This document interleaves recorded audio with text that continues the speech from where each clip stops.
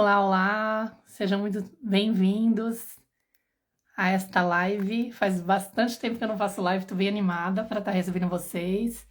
Imagino que tem gente nova entrando aqui no perfil. Se você for novo, me fala.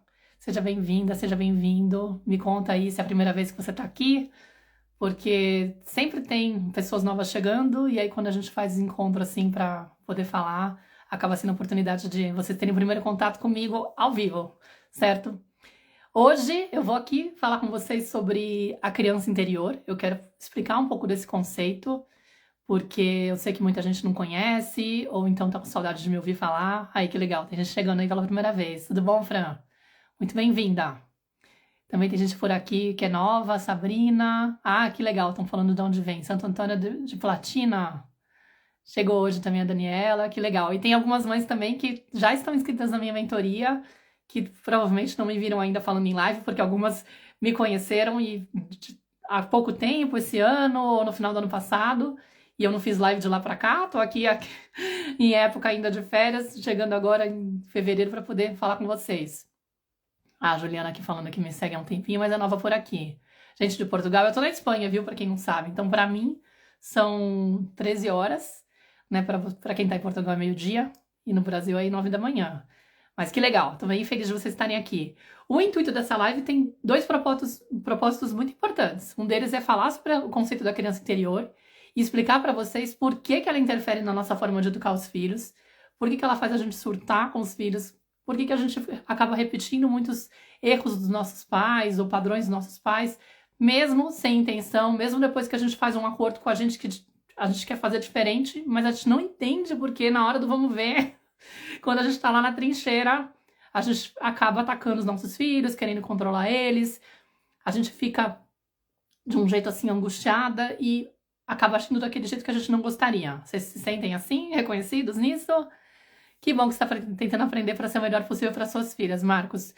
Vocês são todos muito bem-vindos. Essa live, inclusive, ela é ótima para quem tem filhos e para quem não tem filhos também. Porque tem muitos cuidadores, tem muitas pessoas que lidam com crianças, com adolescentes, às vezes tem até um profissional aí que atende famílias. Mas é para todo mundo, porque todo mundo é filho, né? Todo mundo é filha. E a nossa relação com os nossos pais influencia muito a forma como a gente pensa, sente, age nos dias atuais, nos nossos padrões de comportamento, de pensamento, tudo. E a gente às vezes não tem ideia disso, né? O que tá uma coisa conectada com a outra. Então vai ser bem interessante para todos vocês também. Olha, como essa live ela tem o intuito também de apresentar o trabalho da minha mentoria, que é para mães de todas, com filhos de todas as idades, tá? E se você tiver interesse de participar do processo seletivo, já coloco aí a dica de você colocar a palavra formulário nos seus comentários para você receber o link do processo seletivo por privado. Aí você vai preencher esse processo, eu vou olhar, ler o material de vocês, as respostas de vocês, para depois ter uma conversa com quem eu acho que tem sentido entrar na mentoria e ver se você consegue participar dessa primeira turma de 2025 que começa agora em março, tá? E aí vai ser um privilégio receber vocês, já tô com quase metade das vagas preenchidas, então é interessante que vocês realmente agilizem esse processo para facilitar e garantir a entrada de vocês, tá? Se você estiver assistindo esse vídeo na reprise pelo YouTube, não tem como você digitar formulário e receber no seu direct o fluxo lá para você participar do processo seletivo, então olha pro link, clica no link que tá na descrição do vídeo, tá bom? Aí você consegue também acessar. O processo seletivo, participar do processo seletivo. Então não deixe de participar, porque é uma oportunidade maravilhosa. Já tem muita mãe se inscrevendo, tá lindo demais de ver o grupo se formando. Inclusive, quem se inscreve agora, entre hoje e amanhã, vai conseguir participar no sábado de um encontro extra. Porque assim, só para vocês entenderem, a mentoria dura 10 semanas e eu tenho 10 encontros ao vivo ao longo dessas 10 semanas. Porém, como vai começar só em meados de março, quem se inscrever agora vai participar de mais 2 encontros extras que eu vou promover para vocês. E um dele vai ser nesse sábado para falar sobre teoria polivagal, autorregulação, corregulação, autocura. Já vou oferecer um monte de coisa lá que eu ofereço dentro da mentoria para facilitar a tua vida, para você ter menos surto com as crianças. Ou com os adolescentes. Ou com os filhos adultos. Porque eu também recebo mãe de filho adulto que fala, nossa, conectei com a dor da minha criança. Quando eu vi, tava eu, criança, agindo com a minha filha adulta, querendo que ela fosse madura, mas eu tava lá sendo a primeira a ser imatura na relação. Então, assim, é pra mãe de realmente com filhos de qualquer idade. Essas coisas que eu vou trazer pra vocês vai ajudar com tudo isso, tá? Mas, assim, antes de começar, queria só contar pra vocês que... Peraí, deixa eu ver que eu tenho um roteirinho aqui maravilhoso. Queria contar um pouquinho da minha história, né? Porque não é todo mundo que me conhece. Então, meu nome é Maíra, eu sou de São Paulo, tenho 44 anos. Minha formação é em jornalismo e fotografia. Eu trabalhei e atuei como fotojornalista, me formei em 2003 na PUC de São Paulo. Se alguém quiser fazer de repente fazer uma associação, eu sou daquela época, sei lá, tava lá na PUC também, sei lá. Mas enfim, me formei na PUC de São Paulo, me especializei em fotografia, trabalhei como fotojornalista durante uns 10 anos, antes de me mudar para a Espanha. Em 2011, tive a oportunidade de vir para cá, para Madrid, para fazer um master em fotografia, em princípio jornalística, mas aí eu achei que o curso estava chovendo no molhado, mudei para fotografia artística, e a ideia era ficar um ano aqui, um ano sabático. Porém, foi um ano de muitas coisas que aconteceram na minha vida. Foi o ano que minha mãe faleceu, ela estava com câncer já há 3 anos. Foi o ano que eu conheci o pai da minha filha, o Alfonso. E eu fiquei com aquela coisa do tipo, por que eu vou voltar, né? Tem tanta coisa que eu desconfigurei, vendi tudo que tinha na minha casa, morava sozinha. Me desfiz do apartamento, morava na Praça Roosevelt, adorei, morei 3 anos lá. Quem for de São Paulo vai saber o que é. 2011, outra época, né? Cracolândia não estava tão próxima. E aí, quando eu vim pra cá e acabei decidindo, assim, falei, vou viver essa aventura desse amor aí que eu me apaixonei por esse cara, porque não ficar aqui, ver o que vai acontecer, decidi que eu não ia voltar, né? Ou pelo menos que eu senti o que ia acontecer. Acabei ficando. E lá para 2014, a gente decidiu engravidar, depois de alguns anos aí namorando sem filhos, né, aquela configuração mais solta, e eu era muito certinha, sabe, eu fazia tudo regradinho, era tudo na base do controle, de tipo, tudo que eu queria realizar. Quando eu vim pra cá, eu tava num ano, assim, incrível da minha vida, tirando o fato da minha mãe ter falecido, tudo que eu queria, eu realizava. Eu também trabalhava com música quando eu saí do Brasil, acabei montando um grupo pra poder cantar na noite, tudo que eu queria era maravilhoso, acontecia. Aí na hora que eu fui ter filho, eu falei, nossa, vai dar na mesma. Tá no momento de ter filhos, por que não? A vida já foi toda certinha até agora, vou ter uma criança e vai ser maravilhoso, porque é uma experiência que você tem que passar, sei lá. Falando com a Laura Gutman no último episódio da Tenda Materna, que a gente entrevistou ela, também sou autora de um podcast que fala sobre isso, sobre maternidade e autoeducação, e a gente acabou de entrevistar a Laura Gutman, vai ser o próximo episódio, hein? Não percam, sigam a Tenda Materna para poder escutar, vai sair dia 1º de março. Terminei de editar ali ontem, tá incrível. Mas ela ficou falando lá que o desejo de ser mãe é uma construção cultural e tudo mais, né? Mas tudo bem, isso é outro detalhe. O ponto é que decidi ter a Nara achando que tudo ia seguir de acordo com o script que tinha na minha cabeça. A minha filha vai ser assim, assim, assado.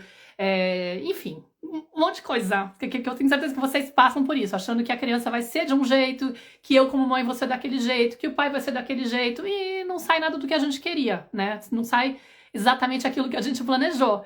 E a vida dá aquele tombo, né? Escancara na tua cara, assim, que você não tem controle das coisas, você não vai conseguir fazer as coisas acontecerem como você gostaria, e você tem que conviver com aquilo. Então você vive alguns lutos depois de ter o filho, porque, falando a verdade, gente, eu sou muito crua aqui, tá? Eu não vou ficar aqui bancando de educadora parental que sabe fazer tudo e faz tudo direitinho de acordo com tudo com que fala. Não, eu sou uma mulher, né, antes de ser mãe, sou imperfeita, igual todas vocês, sou um ser humano. Então, também tenho aí as minhas dores, as minhas questões, todas as minhas perevas emocionais, como eu gosto de dizer, para trabalhar. E venho aqui sempre trazer uma maternidade muito real para vocês, para que vocês possam entender o que impede a gente de ser a mãe que a gente gostaria. E a mãe que os nossos filhos necessitam e precisam, sabe? E merecem. Então, a Laura Gutman acabou de curtir uma mensagem que eu marquei ela no Stories, pelo jeito, que apareceu aqui. Mas assim, o que aconteceu? Minha filha nasceu com uma malformação na mandíbula. Então, assim, um lado da mandíbula dela era curtinho assim, né? E o outro, do jeito normal, só pra vocês poderem comparar, né? Então foi o primeiro susto que eu tomei, porque depois de uma semana ela nasceu com apêndices auriculares na orelhinha dela. Aí eu já percebi que tinha alguma coisa de errado. Falei, opa, aconteceu alguma coisa nessa gravidez, né? Hashtag deu ruim, alguma coisa aconteceu, porque... E fiquei até assustada, porque eu tenho um sobrinho que é surdo, eu tenho uma irmã que perdeu a audição ao longo da vida, né? Então eu falei, será que ela pegou essa coisa da família? Tem alguma coisa aí de audição? Será que ela é surda? Aí fizemos teste já no hospital, aqui na Espanha. Eles fazem tudo correndo, assim, logo no início, e descartaram. Não, ela escuta bem, não afetou a audição. Graças a Deus, uma coisa que não vai acontecer, né? Mais pra frente a gente tira isso daqui, tá tudo certo. Só que ao longo dos dias eu percebi que ela tinha uma simetria no rosto, né? E aí eu falei, cara, tem alguma coisa aí acontecendo, não é? Isso daí não é assim, não. E o pai dela meio que ficou negando, falou, não, imagina, tá tudo certo, ela é linda. Eu falei, não, eu sei que ela é linda. Isso eu não nego, mas tem uma simetria. Você que é modelador 3D deveria detectar, porque essa é a sua especialidade, você desenha tudo no computador. Esse é o trabalho dele, né? Ele é ilustrador e ele faz modelagem 3D. Enfim, no final a gente detectou que ela tinha realmente um problema, então por conta disso ela ia passar por várias cirurgias ao longo da vida para fazer distração mandibular e colocar um aparelhinho que faz subir, né? Acho que eu não separei, eu não vou ficar procurando, senão eu vou ficar que nem doida aqui, querendo mostrar para vocês, mas geralmente eu tenho ele aqui, né? Mas basicamente ela colocou um ferrinho, né? Você tem que cortar o osso para fazer uma distração mandibular. Você coloca um ferrinho que vai abrindo aos pouquinhos. Ela já fez uma vez, ela vai ter que fazer pelo menos mais uma, provavelmente na adolescência. Aquela sacanagem é super divertido, sabe? Passar por isso na adolescência.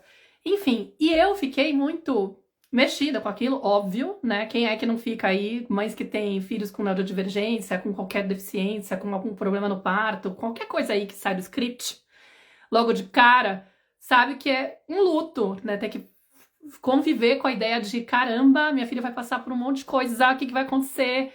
E claro que veio o meu lado perfeccionista dizendo, você tem que se preparar. Tipo, você vai ter que ser uma mãe, tipo, incrível pra essa menina, porque ela vai passar por um monte de problema na vida por causa dessa história. E aí eu fui estudar trauma, né? Eu fui estudar Peter Levine, comecei a ler um monte de coisa pra poder saber como acompanhar minha filha nessa situação. E isso acabou fazendo com que eu entrasse em contato com um monte de conteúdos. Também tive a sorte de ter programado uma viagem pro Brasil, comprado um bilhete pra ir pro Brasil e... Peço desculpa que eu tô com um pouquinho de gripe, tá? E aí eu não sabia que eu ia estar grávida. Eu comprei a passagem antes de engravidar. Mas na noite que eu falei pro Afonso, a gente podia agora abrir os trabalhos e de repente deixar a coisa rolar, que foi dia 6 de junho, que era aniversário da minha mãe, eu lembro bem da data. Nessa mesma noite eu engravidei. E em agosto eu tinha já uma viagem marcada pro Brasil. Então eu fui pro Brasil grávida de 2 meses.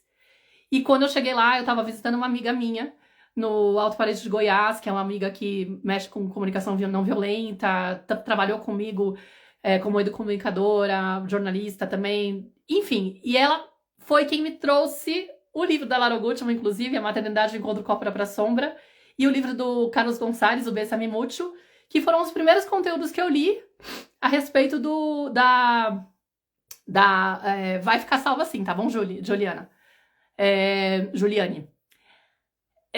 Sobre esse tema, né? Aí eu fiquei assim, tragada por aquilo, falei, gente do céu, eu tenho que ser essa mãe, né? Também contei essa história pra Laura no episódio, foi bem legal. Eu tenho que ser essa mãe, como é que eu vou ser essa mãe consciente? Eu não tenho a menor ideia disso, eu só conheço o tradicional, eu só consigo, pra mim, criança não tem que chorar, não pode ficar enchendo o saco do adulto com pirraça, pelo amor de Deus, eu não vou ter paciência. Fiquei desesperada, meu lado perfeccionista falou assim, você vai ter que se preparar, você vai ter que fazer alguma coisa. Então eu já voltei do Brasil com esse livro na mão, comprado, né, o livro da Laura Gutman, comecei a ler, né, e já fiquei aí apresentando pro Afonso, né, tipo, você também tem que aprender essas coisas, o que você acha disso? Ele pegou o Bessame Mútuo, que é do Carlos Gonçalves, que é um espanhol maravilhoso, se identificou, porque ele também é espanhol. Aí eu falei, menos mal, né, ele embarcou junto comigo na história. E aí eu comecei a entrar em um monte de grupo de mães e me identificava muito com a dor delas e ficava lá, tipo, eu mais ou menos me tornei referência nos grupos, porque eu tinha uma facilidade pra saber, assim, as respostas de um monte de coisa e pra não julgar as dúvidas das mães quando elas estavam angustiadas e tal, sabe? Sei lá, o que aconteceu foi que, passado uns 2 anos, eu comecei a perceber que eu queria, acho que até menos, que eu queria trazer tudo aquilo que eu estava aprendendo para o mundo. E foi aí que eu acabei me intrometendo, aí criando perfil. Primeiro fiz um perfil sobre BLW da Nara, introdução alimentar, que chegou a ter uns 6 mil seguidores. E aí eu falava tudo bonitinho, seguia a cartilha direitinho, fazia perfeitamente. Minha filha teve uma introdução alimentar super linda, assim, de mãe perfeccionista. Graças a Deus ela se deu muito bem. Mas depois, como os desafios iam mudando e cozinhar não é muito meu forte, apesar da minha mãe ter sido uma pessoa que tinha muito amor por isso e eu tenho uma referência linda sobre ela, mas não é muito a minha praia, mas é do meu irmão que virou chefe de cozinha. Mas eu acabei criando o Canto Maternar, né, para poder falar de desafios comportamentais de criança e tal, e por muito tempo eu ficava lá falando disso e divulgando o trabalho de outras pessoas, né? Eu trabalhava mais como afiliada, eu decidi monetizar e fiz uma transição de carreira. E acabei atuando muito tempo como educadora parental, mas sem vender nada que era meu, né? E aí, quando chegou a pandemia, eu senti necessidade de, também por várias crises que aconteceram, de começar a oferecer algo meu. E eu me tornei mentora de mães. E aí, só para citar rapidinho, assim, das formações que eu fiz, que foram mais significantes, né, das mais recentes, assim, eu me formei pela Escola de Educação Positiva, né, em atuação consciente.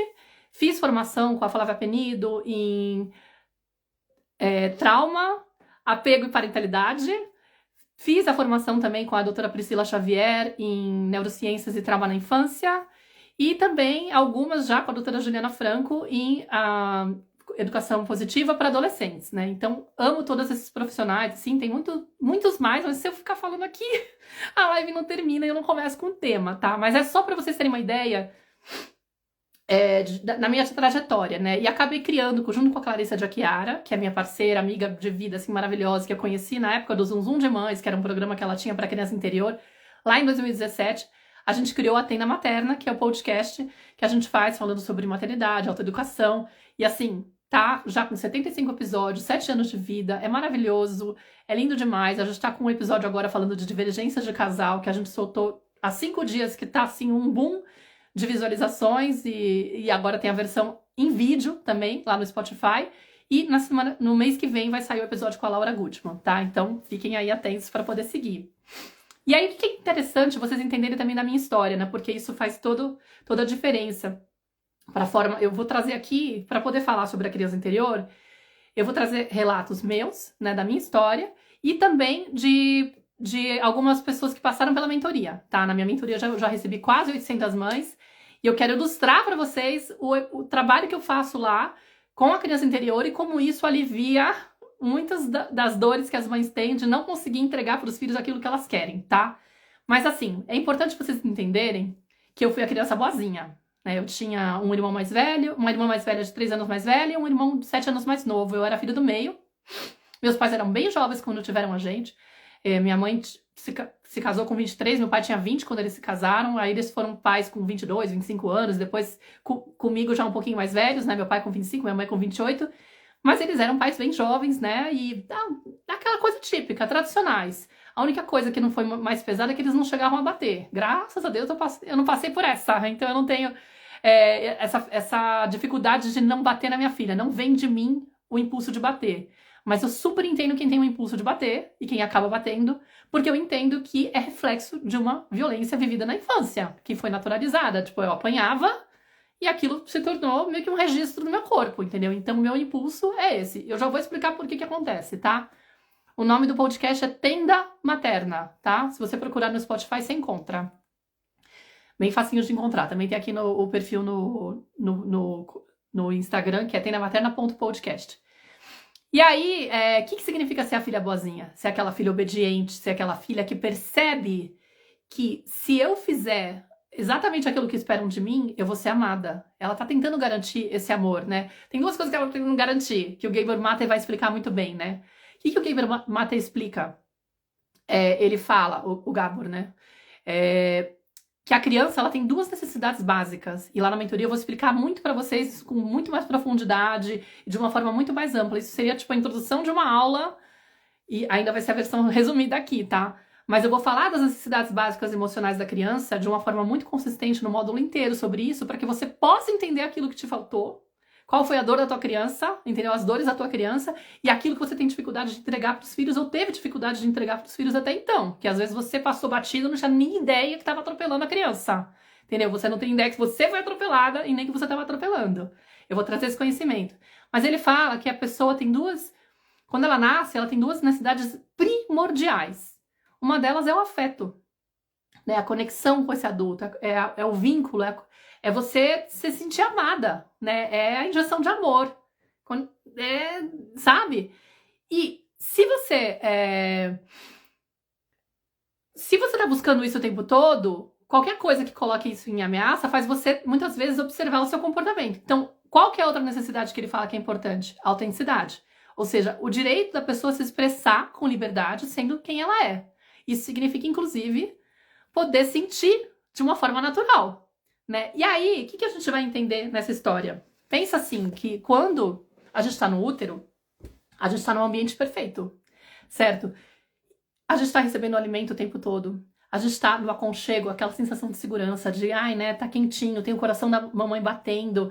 Então, aquilo traz uma tranquilidade. Você tá numa zona de segurança quando você tá dentro do útero, né? Não tem nada... Claro que se a mãe tiver algum problema, estiver passando por algum estresse, o bebê também vai sentir, mas ele tá sendo corregulado o tempo todo. Porque ele tá lá dentro do corpo da mamãe, ele tá sentindo o coração dela batendo e tal, então é um ambiente maravilhoso. Quando o bebê nasce, tem uma ruptura. Tem aí, tipo, uma situação meio que é... Como assim agora eu vou ter que aprender a engolir a comida? Como assim agora eu vou ter que aprender a respirar? Ai, nossa, tá claro, antes lá era tudo escurinho. Ai, eu sinto frio, antes eu não sentia. Nossa, de repente tem fome, antes não tinha fome. Então existem várias sensações que o bebê começa a viver, que inclusive ele deveria ficar... ele nasce dependente, né? Ele deveria ficar mais tempo, na verdade, dentro da barriga, né? O bebê humano. Só que, por conta do tamanho do canal, ele sai antes. Então, ele sai ainda na condição de feto. Não é todo mundo que sabe isso, né? A teoria da esterogestação. Mas a gente deveria, mais ou menos, receber a mesma condição do útero por uns 9 meses. Porque por uns 9 meses a gente ainda tá... pelo menos por uns 3 meses a gente tá ainda em condição de feto. A questão é que quando o bebê experimenta essas faltas, o que ele faz? Ele usa o choro de forma natural, inconsciente, obviamente, para acionar o cuidador dele, para receber essa ajuda e falar assim, tipo, meu, tô passando mal, tô com fome, você pode vir trazer comida, por favor? Então ele chora para avisar. O choro é uma forma de comunicação. E ele faz isso de forma autêntica, de forma livre, sem se preocupar. Nossa, que sacanagem, mamãe não dormiu direito essa noite. Quem sou eu para poder acordar ela de madrugada e ficar pedindo peito? Não, vou ficar quietinho aqui no meu canto para preservar a mamãe. Algum bebê consideraria fazer esse tipo de raciocínio? Não tem nem como, né? Ele simplesmente percebe a falta do alimento ou até o medo da ausência da mãe, né? Tô me sentindo inseguro porque tô sozinho e pá, começa a chorar, certo?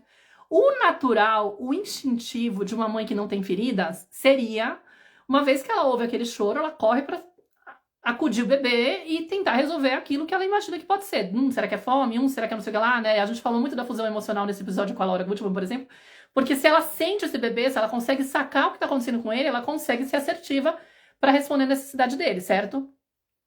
Qual que é o enrosco, né?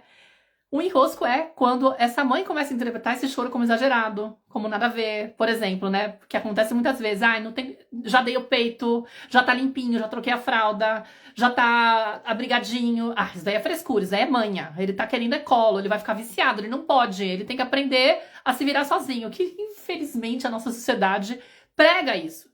Fica colocando essa ideia de que a gente tem que tornar o bebê independente o quanto antes. E eu passei por isso, por exemplo. Então, eu dormia sozinha no quarto ao lado e tinha que, sabe, uma hora vai ter que aprender, uma hora para. Só que esse para, infelizmente, a gente interpreta de forma errada, né? A gente acha que o bebê se acostumou e já não precisa mais de nós, que sabe que não tem perigo nenhum, então ele já não aciona porque ele entendeu que nada a ver, ele fica achando que ele precisa de alguém para poder se sentir bem, né? A gente muitas vezes é orientado pelo pediatra, por um consultor de sono, por profissionais que não estão atualizados com a neurociência, com a ciência do trauma. Infelizmente, ainda tem muita gente que prega isso. E a gente também se deixa levar pelos comentários, pelos palpites das pessoas que estão no nosso entorno, não é verdade? Por mãe, sogra, cunhada, pessoas mais experientes porque já tiveram filhos, amigas, que na boa intenção ficam querendo poupar essa mãe, tipo, ai meu... Deixa a criança lá chorar até se acostumar, porque você tem que descansar, prioriza você, tá tudo certo, é melhor, porque senão ela vai ficar mimada, senão ela vai ficar dependendo de você a vida inteira. E a gente não sabe que, pela natureza, o bebê nasce dependente e ele precisa, sim, do nosso apoio, assim, o máximo que a gente puder dar, entendeu? Por mais que a gente seja imperfeita, a gente tem que tentar entender a perspectiva dele. E não atender esse choro, passa uma informação para esse bebê, primeiro, o sistema nervoso dele vai entendendo que se eu tô gritando, chamando ajuda e não vem ninguém, o cortisol dele vai aumentando, porque o choro ele vem por conta de uma carga de cortisol que vem desse estresse, né? Ele tava se sentindo seguro, começou a se sentir inseguro, Vem um monte de cortisol e adrenalina no corpinho dele, aí ele usou o choro para acionar o adulto, o cuidador, é isso que ele espera, né? Ele espera ser atendido, porque era a experiência que ele tinha no útero. Se esse adulto não vem, o nível de cortisol e adrenalina vai subindo, subindo, subindo, e uma hora ele entra em colapso. O sistema dele fala assim, para de lutar, para de gritar, você tá gastando energia à toa, você precisa poupar energia para sobreviver, dissocia, congela, faz de conta que não tá acontecendo nada. Que é quando você se desliga do sentir. Então, na verdade, essa criança que para de chorar, ela não para de precisar do apoio da mãe, ela não deixa de sentir esse medo. O nível de medo dela aumenta tanto que o sistema dela entra em colapso e ela meio que apaga o choro, para de acionar o choro para não perder energia e ela se resigna. Ela desiste de chamar atenção, mas a necessidade fica lá. E essa é a criança boazinha, né, que para de brigar por si. Então, o que aconteceu aqui? É como se essa autenticidade desse choro espontâneo que serve para poder chamar esse cuidador, que não dá resposta, ou que vem irritado, xingando, porque aí tem de tudo, gente. Tem mãe tão ferida que chega a bater uma criança que tá chorando, um bebê que tá chorando. E eu vou contar a história, inclusive, de uma aluna que passou por isso, tá? Chegou com essa dor na mentoria. Mas quando ele percebe que ser autêntico coloca em risco o afeto, lembra que eu falei que eram duas necessidades básicas, primordiais, o afeto e a autenticidade? Ele fala assim, cara, quem sou eu para me atrever a correr o risco de perder o amor e a aprovação dessa mãe? Vai que ela vai embora! Claro que é inconsciente, né, gente? É um bebê que eu tô falando. Mas aí ele prefere reprimir a autenticidade, ou seja, ele apaga o choro para garantir a presença dessa mãe. Então, se ela prefere que eu fique quietinho, sempre bonzinho, né? Eu vou ficar de boa aqui, fingindo que tá tudo certo, entendeu? Só que ele vai se acostumando. Então, essa criança boazinha, na verdade, ela vai se acostumando a ignorar as necessidades dela para não trazer isso. Vocês estão seguindo o raciocínio? Faz sentido para vocês? Não trazer isso para o adulto cuidador, para não incomodar, para não atrapalhar, para não ser motivo de alguma hostilidade, de ser ignorado, de não receber aquilo. A ferida do abandono é muito assim, cara. Você fica morrendo de medo de fazer algum tipo de movimento que provoca o abandono. Então, você para de fazer aquele movimento. Entendeu? É arriscado. A criança boazinha, ela se adapta a esse adulto que não tem disponibilidade emocional para poder arcar com esse choro, que na visão dele, de um adulto ferido, que passou por essa relação com a mãe, que a partir da própria experiência com a mãe, com o pai, também acabou concluindo, eu sou inadequado por chorar demais, por pedir atenção, por ser manhoso. Eu não sou manhoso, eu sou um bebê. Entendeu? Eu fui um bebê, mas eu, de tanto insistirem que eu tava lá tentando manipular minha mãe com meu choro, para ganhar colo, para ficar, né, naquela coisa de até quando vai ficar precisando de mim, eu me convenci que eu era essa pessoa. Então eu queria contar, inclusive, o caso, né, bom, dois casos. Um que é o meu. Se vocês acompanharam os stories, não sei se vocês acompanharam os stories dessa semana, né? Como que isso afetou a minha vida, por exemplo? A Nara essa semana ficou doentinha, né? Na terça-feira ela acordou com um pouquinho de enjoo. Minha filha tá com 10 anos, quase 10 anos, ela vai fazer dia 24 agora.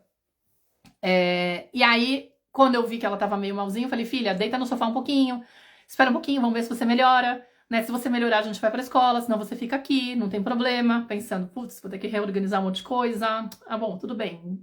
Graças a Deus não é hoje o dia da live, se fosse ia ser mais complicado, porque eu sempre fico um pouquinho mais engatilhado de manhã, querendo preparar, né, e tal, não sei o que, mas tá tudo certo. Eu sempre faço a live num dia meio neutro, porque hoje é o dia que ela fica no pai, então não ia ter risco.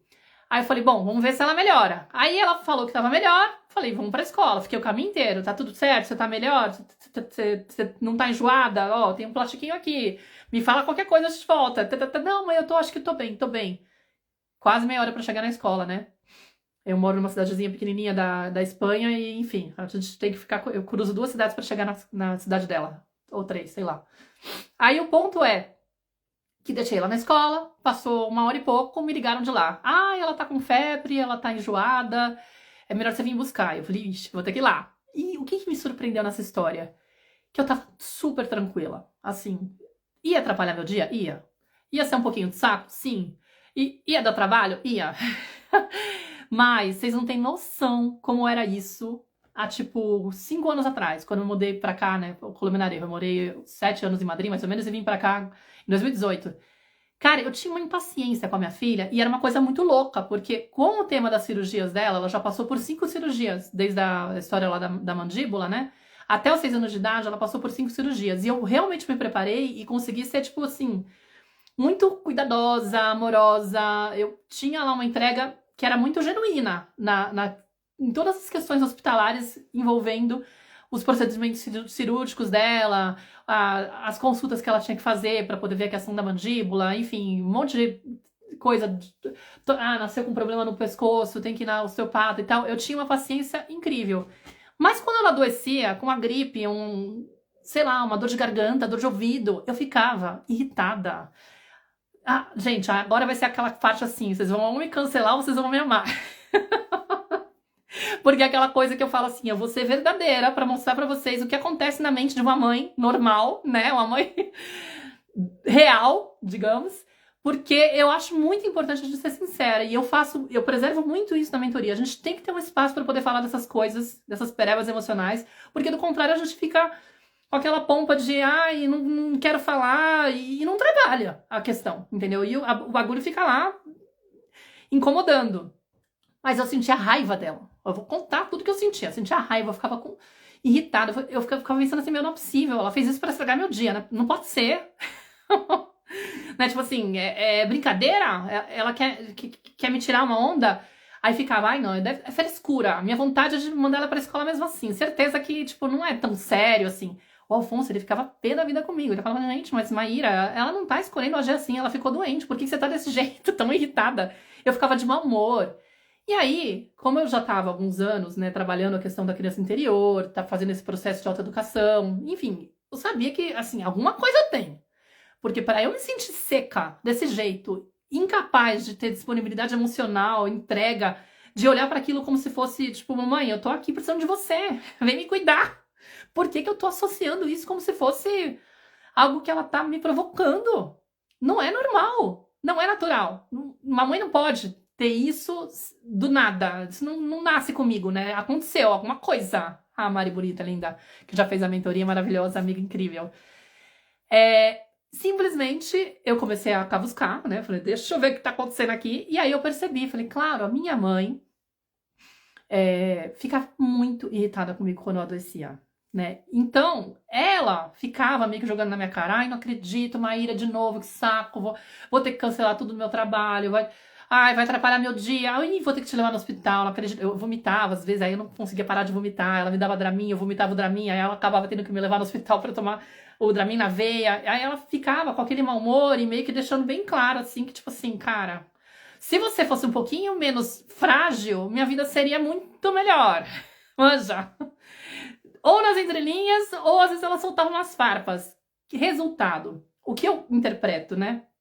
Com todos os trabalhos que eu já fiz. Primeiro que eu adoecia até para conseguir tentar garantir a presença da minha mãe, porque eu ficava muitas horas na escola, eu ficava em período integral, né, no colégio, chegava às 8, às vezes saía às 8 da noite, e minha mãe não entendia muito que aquilo gerava uma dor. Ela era meio aquela coisa, tipo, chega em casa, banho, cama e já acabou, sabe? Tipo, não sei, eu tinha saudade dela. Então, de certa forma, meu corpo adoecia pra meio que obrigar ela a ficar. Eu ganhava a presença dela? Ganhava. Tinha aí um benefício? Tinha, mas vinha uma coisa meio hostil, assim, sabe? De uma pessoa que tava irritada, que tava lá jogando coisa na minha cara. Então, ao mesmo tempo que, legal, consegui mamãe perto de mim, ai, nossa, como eu sou inadequada, que péssima filha que eu sou. Vocês entendem a relação? A criança, ela vai concluindo a partir daquilo, do jeito que ela é vista, nomeada, tratada, ela vai gerando crenças a respeito dela. A autoimagem dela vai se alterando. Então, eu me sentia filha bruxa, não entendeu? Que tava atrapalhando a vida da minha mãe, que era um peso pra ela, que tava incomodando, que não devia ser tão fraca, que devia ser, sabe, uma pessoa diferente pra poder deixar minha mãe feliz. E não tava conseguindo ser essa pessoa. Então, a gente vai jogando pra sombra, né? A gente vai reprimindo aquilo, a gente vai aprendendo a rejeitar aquele aspecto nosso. Ao invés de eu entender que eu tinha todo o motivo do mundo pra adoecer, ou que eu simplesmente não tinha o controle, que não era uma coisa que eu escolhia, mas sim até uma forma de comunicação para poder dizer, mamãe, tá faltando muito da tua presença, por favor, me nutra emocionalmente, eu quero que meu potinho materno esteja mais cheio, você pode dar atenção para mim? Eu não sabia falar isso nessa outra forma, entendeu? Eu simplesmente estava agindo de um jeito natural. Enfim, hoje eu entendo que era um pedido para poder ter mais conexão, olha lá, o afeto, né? Eu queria o afeto. E sem querer ela vinha e me rotulava.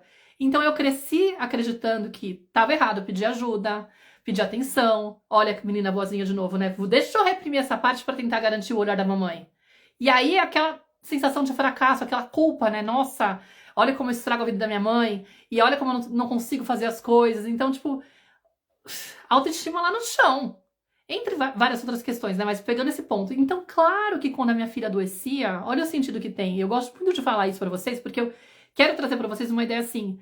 Você não faz de propósito a coisa de surtar com seus filhos, entendeu? Não é porque você é uma má pessoa, não é porque você é uma péssima mãe que você não consegue conter certas respostas pro seu filho. Por exemplo, a minha secura não era porque eu era uma mãe negligente ou insensível, indiferente à minha filha.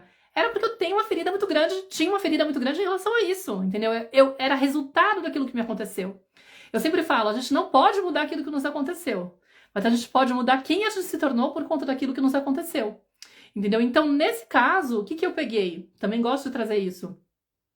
Ao invés de ficar olhando para aquilo como um problema e ficar ativando o chicotinho, nossa, Maíra, que desgracenta, não é possível, você, que mãe horrorosa, que péssima mãe, que claro que num dado momento eu fiz, tá? Não vou dizer que não passei por isso. Já passei muito por isso e entendi como fazer diferente. Na mentoria eu tenho um módulo só sobre culpa materna, por exemplo, para poder trabalhar essas questões.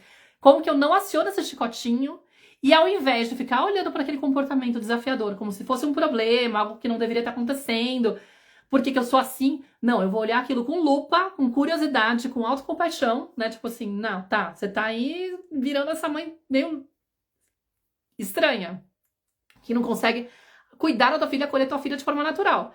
Alguma coisa tá acontecendo. Vamos olhar pra tua história? Vamos tentar investigar? E aí eu saco, eu percebo, eu consigo identificar. Olha que preciosidade. Se não fosse a minha filha adoecer e eu ficar nesse estresse, eu talvez jamais conseguisse identificar que a minha criança interior, quem é essa criança interior, né? É como se fosse um apanhado das memórias que a gente tem da infância, né? Então, um registro de tudo aquilo que me aconteceu. E a parte ferida são os traumas, são as dores que eu vivi. Então, quando a minha filha me traz essa vivência e meio que escancara pra mim que eu fico seca quando eu vejo uma pessoa precisando de ajuda, sabe, olha a minha cara, tipo, sério que ela vai precisar de mim agora? Ai, que ridículo, ela podia se virar sozinha. Cara, isso não é natural, entendeu? Porque eu deveria ter empatia por ela, eu deveria conseguir acessar essa energia amorosa, materna, essa disponibilidade. Então, se eu consigo identificar que tem uma dor na minha criança a respeito disso, eu tenho a oportunidade maravilhosa de olhar para essa dor e aprender a maternar essa dor e aprender a curar essa dor. Então, foi isso que eu fiz. Eu comecei, uma vez que eu identifiquei, eu comecei a trabalhar a dor da minha criança interior e eu comecei a partir do momento que eu fui maternando ela, que é algo que eu ensino dentro da mentoria, que por sinal, se você quiser participar do processo seletivo da mentoria, digita formulário aí, já aproveita aí que eu tô falando disso para você poder viver esse processo de 10 semanas comigo. Depois eu vou falar um pouquinho no final da live sobre como que é a mentoria para vocês entenderem. Mas já, se você tá animada aí com o que eu tô falando, acha interessante, quer aprender a fazer isso, já digita aí formulário, tá? Mas uma vez que eu comecei a aliviar essa dor da minha criança, de repente começou a se abrir aquela disponibilidade. E a parte maravilhosa era eu olhar para essa semana, por exemplo, minha filha pedindo para ficar... Pedindo não, ela nem pediu, eu que sugiro, né? Mas tendo que voltar para casa, e depois no dia seguinte ela acordou ainda ruinzinha, eu falei, não, fique em casa, prefiro que você fique em casa. É o oposto, né? Antes eu queria, tipo, despachar, já tá melhorzinha, vai pra escola, dane-se.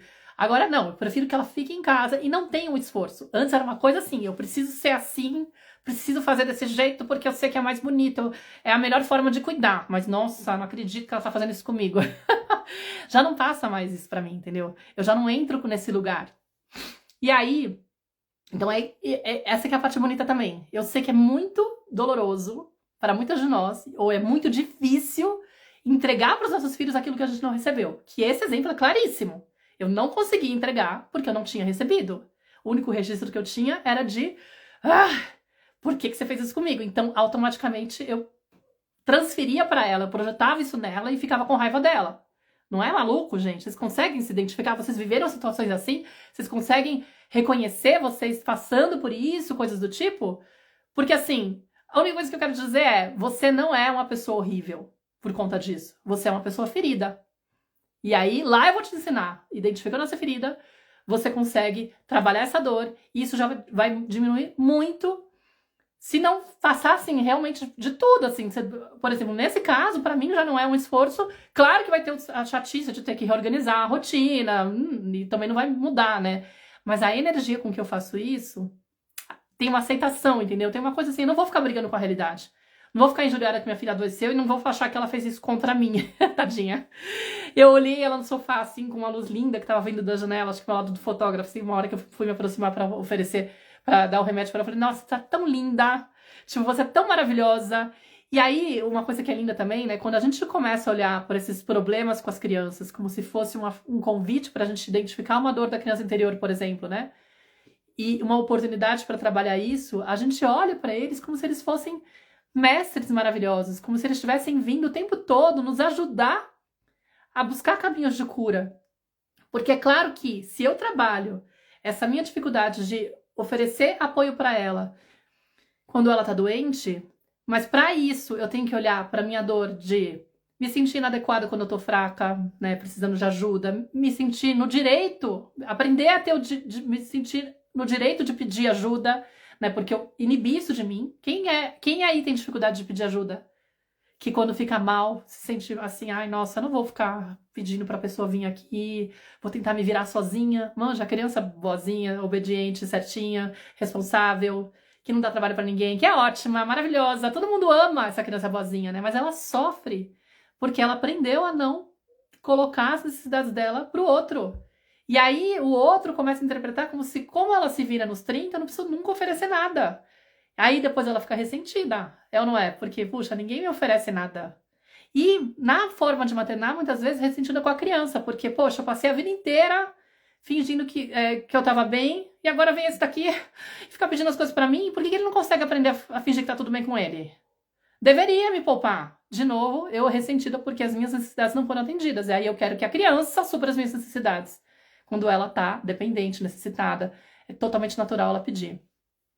Tá? E aí, lindo, porque no fim a gente tem a oportunidade de curar. Então, se eu trabalho só a questão da maternidade, no final eu vou ganhar em outras esferas, porque eu vou treinando, eu vou aprendendo a me sentir mais confortável com a minha vulnerabilidade, né? A pedir ajuda, a reconhecer, puxa, eu não tô conseguindo lá pedir ajuda pra vizinha porque eu tô com vergonha, porque eu acho que tá totalmente errado. Mas isso é uma crença do lado de trás, já trabalhou isso. Vamos fazer um esforcinho e se atrever a pedir ajuda pra ela? Manja? Isso é um ponto. Aí eu queria trazer pra vocês o exemplo de uma mãe que entrou na mentoria, que tava com uma dor também. Aí, ó, alguém falou assim, tô com o punho quebrado, quero fazer tudo, não peço, acho um absurdo ter que pedir. Pois é dor da tua criança. Eu também que machuquei o pé há uns 3 anos atrás, fiquei 2 meses na cadeira de rodas, eu moro sozinha, né, metade do tempo, aquele romance lá que eu expliquei lá no começo da live com o pai da Nara durou 9 anos, a gente se separou quando ela tinha uns 4, e aí agora a gente tem o tempo separado, né? Agora é compartilhado. Então metade dos dias a Nara fica aqui, metade lá, enfim, tem toda lá uma diferença. Quando eu fiquei com o pé quebrado também, eu ficava morrendo de vergonha de pedir as coisas. Às vezes eu preferia contratar uma motorista para me levar no hospital do que ficar pedindo pra vizinha me levar, entendeu? E aí eu falava, gente do céu, como essa ferida é berebenta. Como é difícil cuidar dessas coisas. Mas também aproveitei a oportunidade para exercitar, porque eu percebia. Eu falei, ó, não tô pedindo porque eu tenho vergonha, porque tem isso, deixa eu ir lá treinar. É importante, porque senão eu vou ficar presa no padrão. E eu tenho todo o direito, faz parte, enfim. Mas eu queria trazer o exemplo dessa pessoa que entrou na mentoria, essa mãe maravilhosa. Foi a primeira que se inscreveu nessa turma, faz algumas turmas já, eu já montei 29 turmas, né? Mas ela ficou aqui vendo as lives, ficou super conectada com o que eu tava trazendo, e ela tinha um filhinho de 1 ano e 7 meses na época. E uma das dores que ela tinha, que ela falou, que ela confessou que ela tinha muita dificuldade, era quando ia colocar ele pra dormir. Que ele ficava enrolando, ficava pedindo água, um monte daquela coisa, criança de 1 ano e 7. Ah, mamãe, agora eu tô com sede. Ah, mamãe, agora que eu não quero brincar. Ah, mamãe, não sei o que lá, não sei o que lá. E ela ia se irritando, se irritando, se irritando, ao ponto de muitas vezes gritar com ele, e ela falou, e tem vezes que eu bato nele. Eu chego a bater nele, Maíra. Aí eu respirava fundo, falava assim, conectava com a dor da criança, mas aí eu ficava pensando ela pequenininha, eu falei assim, imagina como deve ter sido a infância dessa mãe. Pra chegar na vida adulta, quando ela se torna mãe, conseguir, assim, não conseguir conter esse impulso de bater numa criança de 1 ano e 7 meses. Tipo, tem que ter muita ferida. Porque isso não é esperado, assim, isso não é natural. Mas ela não tem culpa, entendeu? Porque, tipo, alguma coisa aconteceu. E, de fato, a gente foi avançando, assim, ao longo das semanas na mentoria. Quando chegou no terceiro módulo, que é o módulo da Byron Katie, que eu faço um trabalho para poder ensinar vocês a usar a ferramenta da Byron Katie, que é para você lidar com pensamentos estressantes que entram na tua cabeça e imagens que surgem na tua cabeça quando você está diante de um comportamento desafiador do seu filho. Eu peguei o caso dela pra gente trabalhar, fazer a leitura no grupo, né? E foi uma coisa, assim, impressionante, porque quando eu comecei a rastrear, o que aconteceu com você lá na infância? Ela começou a identificar que os pais ficavam super injuriados quando ela estava com dificuldade de dormir. Aquela coisa do tipo assim, vai pro seu quarto, não quero nem saber. A mãe ficava irritada, ameaçava bater nela, falava que ela era fresca, que ela era. que tava incomodando. Então ela começou a construir aquela sensação de que ela atrapalhava os outros quando ela precisava de ajuda. E ela foi reprimindo aquilo nela, né? Que o choro dela incomodava. A Mari falando que o módulo da Byron Katie foi incrível. Ela também fez a leitura no grupo. Inclusive, vai ter a leitura da Gabriela disponível para quem se inscrever nessas turmas, porque eu pedi autorização para as mães. E aí, várias delas, já fiz umas 15 leituras, mais ou menos, dessa ferramenta, né? Várias delas autorizaram, então eu vou criar um módulo lá só com reprises desses encontros. Tem vários temas. E o dessa mãe foi muito incrível, porque ela contou que realmente quando ele começava... A frase que a gente usou assim era: meu filho só me escuta quando eu grito ou bato nele. 1 ano e 7 meses, gente. E aí eu comecei a explicar pra ela, né? Tipo, a gente foi mostrando que tinha conexão com essa forma como os pais dela trataram ela, né? Principalmente a mãe. Ela falava muito da forma como a mãe dela ficava impaciente, irritada. E ela começou a meio que concluir que ela tinha um problema por ser essa pessoa, né? Essa criança, esse bebê que precisava de ajuda, que precisava de apoio, que tinha dificuldade de dormir. E o ambiente da casa também não era aquelas coisas. Então, muitas vezes também, olha só, a criança tá num ambiente de estresse constante e aí na hora de dormir ela tá ainda toda tensa, né? E o papel do adulto seria conseguir entender que essa criança ainda tá muito desperta, eu tenho que tentar corregular ela para ela se acalmar e dormir.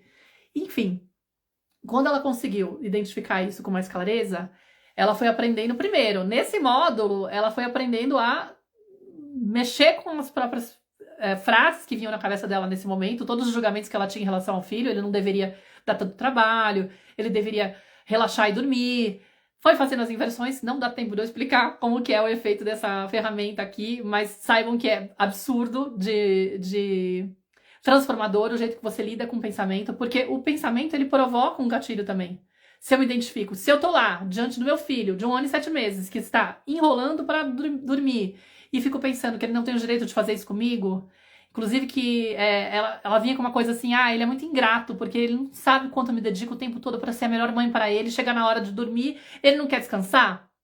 E aí ela identificou que a mãe dela também ficava chamando ela de ingrata, entendeu? Olha só que louco. Ou seja, quem faz você surtar com teu filho não é o comportamento do teu filho, é a dor da tua criança. Vocês entendem? Faz sentido? Vocês estão conseguindo acompanhar? São esses registros que você tem da tua experiência infantil, de como você era tratado, as conclusões que você tirou sobre você mesmo, sobre o direito de ser ou não ser, de manifestar ou manifestar tal coisa, o medo que você tinha de perder o afeto. Ela ia pro quarto dormir sozinha, tentando se virar sozinha com os medos dela, entendeu? E aí, aprendendo que não tem o direito de acionar ninguém. Então, quem é meu filho para me acionar? Que absurdo é esse? Vem uma... Tipo, como se fosse assim, cara, uma revolta mesmo. Como se ele estivesse provocando. Você sabe? Então, gente falando, faz sentido sim, faz total sentido, repete isso. Agora eu já não sei o que é isso. Mas eu vou tentar me fazer entender. Mas, acho que eu já sei. Que não é o teu filho, não é o comportamento do teu filho que te faz sofrer, que te faz perder a cabeça, que te faz surtar com ele, que te faz gritar com ele, que te faz bater nele. Não é o que ele tá fazendo que faz você agir assim. É o que aconteceu com você lá atrás. É a dor da tua criança interior que faz você agir assim, entendeu? É o fato de você não ter olhado ainda para isso e entendido que, puxa, porque é isso que eu ensino lá. Se meu filho tá, tipo, me fazendo bater nele para ele dormir, para ele me ouvir, E isso não é exatamente o esperado? Nesse mato tem coelho. Tem alguma coisa que me aconteceu lá atrás que fez com que eu me desviasse do que seria a natureza do ser humano. A gente também citou isso, né? Que eu tô com o roteiro da live da Laura Gut, tipo, muito fresco na cabeça, porque a conversa foi na semana passada e eu terminei de editar ele ontem. Eu tava legendando, então eu tava lendo todos os trechos de novo. Mas a gente falou sobre o desenho original do ser humano, né? E a criança, o ser humano, ele nasce bom, ele nasce generoso, ele nasce disponível para amor, buscando amor. Então qualquer coisa que faz com que a gente não consiga acessar esse amor demonstra que teve um momento em que aquilo foi quebrado. Entendeu? Não existe pessoa que nasce ruim, entendeu? Isso é uma visão da educação nebulosa, sabe? Não, da pedagogia, não, nada. É uma visão da educação tradicional, de acreditar que o ser humano chega com más intenções. Ele não chega, tá? Não existe isso. Isso é um desvio, isso aconteceu Ele foi alvo de alguma coisa. Ele foi violentado, ele foi abusado, ele foi negligenciado, ele foi ignorado.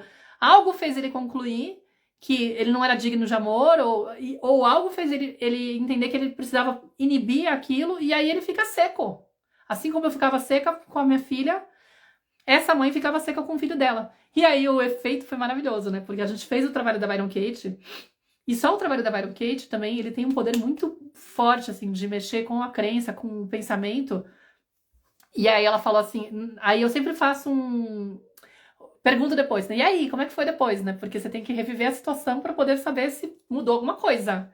Ela falou, Maíra, depois que eu fiz o trabalho da Byron Katie, aquele módulo lá, na hora que eu fui fazer meu filho dormir, eu tava tão relaxado, tava tão aceitando a realidade como era, do tipo assim, cara, ele tem 1 ano e 7, claro que ele tem todo o direito de estar tenso, afinal, o dia foi assim, foi assado, eu também tô estressada, é óbvio, sei lá, ela derrubou aqueles julgamentos, né? Não tava esperando que ele colaborasse em 2 minutos, como, sabe, aquela coisa, meu... Sabe quando você já vai pra cena sabendo que vai ser um horror? Você já tá estressada, né? Aí como é que você vai ajudar uma criança a relaxar se você já tá toda engatilhada? Ela falou, eu tava tão tranquila que eu adormeci antes dele. Ela falou, quando eu vi, no dia seguinte eu acordei, eu falei, gente, eu nem lembro o que aconteceu, eu apaguei. Eu apaguei. E ele apagou no peito dela, entendeu? E foi tudo natural. Ele não acordou ela com choro nem nada, tipo assim. Ela falou, foi um antes e depois. Não teve mais gatilho de bater, vontade de bater. Aconteceu com outra mãe que passou também pela leitura da Byron Katie, que o caso dela, o filho tinha quase 3 anos. Quase 3? Ai, eu não anotei, mas acho que quase 3. E ela não conseguia lidar com o choro dele. E aí ela ficava num estado que ela falava assim, ele chora por tudo, ai, me deixa nervoso, e eu fico péssima, me sinto culpada, porque eu não consigo acompanhar o choro, eu tenho desespero. Ao ponto de, falar, Maíra, eu não tenho vontade de bater, graças a Deus, bater eu consigo conter, mas eu pego objetos pela casa e começo a tacar contra a parede, na frente do menino. E é óbvio que ele vai ficar mais estressado, né? Então ele ficava mais desesperado, até que ele chegava no congelamento, ele paralisava, né? Ele ficava bloqueado, que é quando acontece a dissociação, né? Que também não é legal. Inclusive, a teoria polivagal, ela vai explicar, né, o sistema nervoso da criança, como que funciona, que é um conhecimento assim, cara, também não dá pra introduzir aqui, senão a live vai ficar gigante. Tem quase 1 hora, nem sei se o Instagram vai fechar, se ele fechar eu vou abrir de novo, tá? Mas eu vou introduzir o conhecimento da teoria polivagal para vocês entenderem como que a criança fica, né, quando ela sai da zona da sensação de segurança, desculpa, vai pro estado de alerta, e depois ela pode ir para o congelamento ou voltar para a zona de segurança, dependendo do que acontecer, né?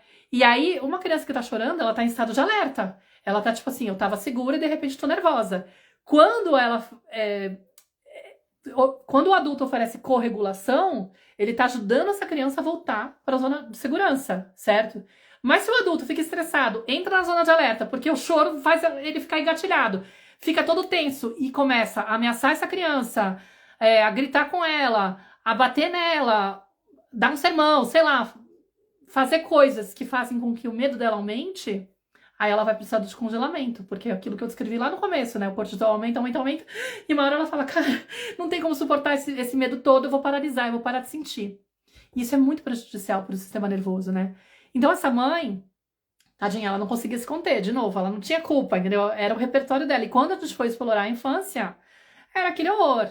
violência doméstica que ela presenciava o tempo todo, não podia chorar se não apanhava, entendeu? Então, assim, os pais já estavam lá naquele estresse constante, ela vivia num ambiente estressante que deixava ela em estado de alerta constante. Quando ela demonstrava isso com o choro, ela ainda apanhava. A informação que ela recebia aí, você não tem o direito de se namorar mais, pelo amor de Deus, já tem coisa demais aqui. Tudo que eu menos quero é uma criança agora me enchendo o saco. Você não tá vendo que eu tô apanhando do teu pai? Mas uma coisa assim, óbvio que a mãe não falava isso, mas, no fundo, aí ela aprendeu o quê? Eu tenho que ficar boca accusa, né? Tipo, quietinha pra garantir não ser hostilizada. Né? Pelo amor de Deus, eu não posso ser alvo. E aí ela reprimiu o choro. Ela falou, fazia anos que eu não chorava. Manja aquelas coisas? Tô congelada, tô no congelamento, eu não sei lidar com as minhas emoções, eu não sei aceitar a minha vulnerabilidade, dar espaço pro meu choro. Obviamente, quando meu filho chora, já era um gatilho, provoca um gatilho. Mas aí com o trabalho que a gente fez na mentoria, com a Byron Kate, com ela identificando que tinha a ver com a dor da criança dela, ela maternando a criança dela, ela aprendendo a dar espaço pro sentir, aprendendo de novo a chorar, se permitir chorar, não se sentir inadequada por precisar de ajuda. Nossa, foi tão assim, curativo, foi tão maravilhoso. E assim, são muitos os casos, gente. Se eu fosse ficar aqui falando, vocês iam ficar 2 horas comigo só pra falar disso. Mas o que eu quero trazer? Só pra virar, ver se eu não esqueci nenhum ponto. Acho que praticamente eu trouxe os 3 pontos, né? O problema é que a gente vê a criança como mal intencionada. Você... Já falei isso, que você surta não porque ele se comporta mal, né? Eram esses 2 pontos principais. Beleza. O que eu quero falar pra vocês agora? Trazer pra vocês, a Mari tá falando, a mentoria vai ajudar em todas as relações, independente da idade dos filhos. Exatamente. Vou explicar o que a mentoria traz pra vocês, né? Para que vocês possam, a partir dessa live, o que aconteceu? Muita gente entrou no formulário do processo seletivo da mentoria me conhecendo há pouco tempo. E muita gente sem conhecer nada da criança interior. Eu falei, gente, eu preciso explicar o que é a criança interior. E eu tô no WhatsApp com vocês explicando de uma a uma. Falei, não, vou fazer uma live para poder explicar. Mas vocês conseguirem entender que a criança interior, na verdade, é um conceito que a gente traz para poder ilustrar os registros da nossa história, da nossa infância ou da nossa adolescência, porque também tem uma adolescente, tem uma creche inteira, entendeu? Tem a gente com várias idades. E essas memórias todas, elas ficam no nosso inconsciente, elas ficam lá mesmo que a gente não tenha acesso cognitivo, assim, de lembrar exatamente o que aconteceu. Mas, por exemplo, quando a gente tem um comportamento desse com os filhos e percebe que tem aí, tem alguma coisa por trás disso, não é possível, a gente tá conseguindo identificar feridas, mesmo sem ter uma lembrança clara. Tipo assim, eu não ia ficar com essa dificuldade de acolher minha filha se não tivesse uma história por trás da minha mãe ter tido dificuldade de me acolher nessas horas, entendeu? Ninguém sai batendo no filho se não tem um registro disso. Não é verdade que toda mãe que bate apanhou, mas toda mãe que bate minimamente teve que engolir muita raiva. Entendeu? Aí sim, aí não tem como. Aprendeu que não tinha o direito de sentir raiva. E aí vem aquela coisa acumulada que sai, entendeu? Então, um jeito da gente poder melhorar a relação com os filhos e garantir que eles recebam aquilo que eles necessitam é curando as dores da criança interior. É olhando para essa criança interior e validando aquilo que de fato aconteceu. É aprendendo a nomear a verdade, entendeu? E não ficar mais com aquele discurso que tipo, apanhei, não morri, sou um homem de bem, uma pessoa de bem, justamente porque eu apanhava. Não, apesar de você ter apanhado, que você é uma pessoa de bem, entendeu? Porque ninguém fica ileso. Minimamente são pessoas que muitas vezes estão tendo crise de ansiedade, tendo insônia, que tem um monte de doenças autoimunes. Não vem à toa. Não é natural e esperado ficar apanhando da figura cuidadora principal, entendeu? Tipo, ninguém deveria ser alvo de hostilidade. Ninguém deveria ter o direito de invadir o corpo de uma criança, entendeu? E de achar que tem o direito de fazer isso, que tá tudo certo, e que essa criança tem que aprender que é isso aí, eu que era terrível. Não, eu não era terrível. A criança terrível, gente, é a criança que tá denunciando a disfuncionalidade numa casa, de um ambiente que tá desrespeitoso. Não existe a criança terrível. Existe a criança que ainda tá muito conectada com a autenticidade dela e falando assim, cara, eu não vou aceitar abrir mão de quem eu sou pra ser aceita por eles. Eles vão ter que aprender a me entender. E aí fica cheio de comportamento inadequado porque tá o tempo todo tentando avisar que não tá bom a forma como tá recebendo aquilo. Ó, tem um monte de criança terrível aí dando like assim, falei, é isso aí. Eu não sou essa pessoa. Parem de se olhar como uma pessoa terrível. eu apanhei porque eu merecia. Não existe eu merecia, gente. Nenhuma criança merece apanhar. Não tem motivo que justifique. Porque sempre vai falar da dificuldade do adulto de lidar com aquilo. E nunca do... Porque assim, o que a gente aprende na educação positiva, né? O comportamento sempre é uma forma de comunicação. A gente tem que aprender a olhar o que está por trás dele, tá? Então, assim, se a criança tá impossível, se a criança tá respondona, por exemplo, que era outra dor que teve outra mãe, né? Minha filha me desafia o tempo todo, minha filha responde pra mim o tempo todo. Eu falei, como que era você? Eu falei, eu não tinha esse direito, né? E tinha um monte de mulheres na família mandando em mim e tal. Se eu me atrevesse, eu tinha esse impulso e eu passava por perrengue por ter esse perfil. Então, muitas vezes, quando a criança repete, por exemplo, isso, dois movimentos que eu vejo acontecer. Uma criança que responde pra caramba, por exemplo, ela pode irritar essa mãe. Ou porque a mãe foi a criança boazinha, que teve que engolir muita coisa, então fica se sentindo insultada por essa criança, que se atreve a ser quem ela não pôde ser, e não consegue interpretar com bons olhos, vê só coisa horrível, porque, tipo assim, ela tem que ser obediente, que nem eu fui. Que é isso? Quem é ela pra dar trabalho, né? Pra ficar se colocando, se defendendo, tendo resposta pra tudo, manja. Isso pode doer, porque ela teve que reprimir tudo isso, ou ela pode ter sido a criança terrível, e aí ela olha para aquilo como uma ameaça, porque claro que se a criança terrível é alvo de rótulo, é alvo de castigo, é excluída às vezes da família, é comparada com os outros, então a autoestima também fica, é pesado esse papel, entendeu? Cara, quantas crianças terríveis não se sentem aí aquela pessoa que atrapalha, o tempo todo tá tomando. Então, tem um medo, tem uma projeção. Tipo, eu não quero que ela sofra igual eu sofri. Ah, eu não quero que ela seja assim, porque é muito difícil ser essa pessoa. Eu quero salvar ela, eu quero preservar isso dela. Vocês entendem a relação? As duas coisas podem influenciar? As duas estão falando de dor da criança. Então, quando a gente aprende a filtrar, separar aquilo que é nosso, aquilo que é da criança, olhar com bons olhos, olhar com boa intenção, olhar com um pedido de socorro, uma forma de comunicação, como uma manifestação de algo assim, cara, não tá rolando do jeito que tá. Vamos conversar? Né? Aqui tá a Nath falando, eu amo a forma como você coloca o conteúdo, eu apanhei demais. Entendeu? E muitas vezes a criança que apanhou demais se convenceu que merecia. Não, você não mereceu, Nath, tenho certeza que você não mereceu. Entendeu? Infelizmente, seus pais na época não souberam fazer de outra forma. Eles não tinham uma live como essa pra poder fazer, opa, acho que eu tô viajando de bater na Nath por causa disso. Ou de bater na Nath. Não tem sentido nenhum. Então, assim, você tem que maternar muito essa sua criança, a Nath pequenininha, e falar pra ela, cara, toda aquela sensação que você teve de que você era responsável, não foi culpa tua. Você não era terrível. Você era linda e perfeita. Você tava só pedindo, pelo amor de Deus, olhem pra mim, me entendam. Não tá bom desse jeito, eu não quero que seja assim.